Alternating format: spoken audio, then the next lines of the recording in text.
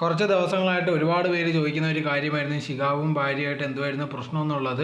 അങ്ങനെ ഇരിക്കുമ്പോഴാണ് ഒരു പെൺകുട്ടി ലേറ്റസ്റ്റ് ആയിട്ടുണ്ടെങ്കിൽ അവരുടെ ചാനലുണ്ടെങ്കിൽ എപ്പോൾ നോക്കിയാലും വന്ന് കണ്ടുകൊണ്ടേ ഇരിക്കുന്നത്. ആൾക്കാരുണ്ടെങ്കിൽ പറയുന്നുണ്ടായിരുന്നു ഈ പെൺകുട്ടിയെ കല്യാണം കഴിക്കാൻ പോകുന്നുണ്ടോ, എന്തുവാണ് സംഭവം, എന്തുവാണെന്നുള്ള രീതിയിലൊക്കെ ഒരുപാട് പേര് ചോദിക്കുന്നുണ്ടായിരുന്നു. അതിന് മറുപടി എന്നുള്ള രീതിയിലുണ്ടെങ്കിൽ ശിഖാബ് ഇപ്പോൾ ഒരു ലേറ്റസ്റ്റ് വീഡിയോ ആയിട്ട് വന്നിട്ടുണ്ടായിരുന്നു. ഇതേ കണക്ക് ആ പെൺകുട്ടിയും കൂടെ ഉണ്ടായിരുന്നു. ഞങ്ങളുണ്ടെങ്കിൽ കല്യാണം കഴിക്കാനൊന്നും പോകുന്നില്ല, ഇതെൻ്റെ കൂടെ വർക്ക് ചെയ്യുന്ന ഒരു പെൺകുട്ടി മാത്രമാണ്, അതല്ലാതെ വേറെ ഒന്നുമില്ല. ആൾക്കാരുണ്ടെങ്കിൽ പല രീതിയിലുള്ള കാര്യങ്ങൾ പറയുന്നുണ്ട്, അങ്ങനെ ഒന്നുമില്ല, ഞങ്ങൾ ഫ്രണ്ട്സ് മാത്രമാണ്, അതല്ലാതെ വേറെ ഒന്നുമില്ലെന്നാണ് ശിഖാവ് പറഞ്ഞത്.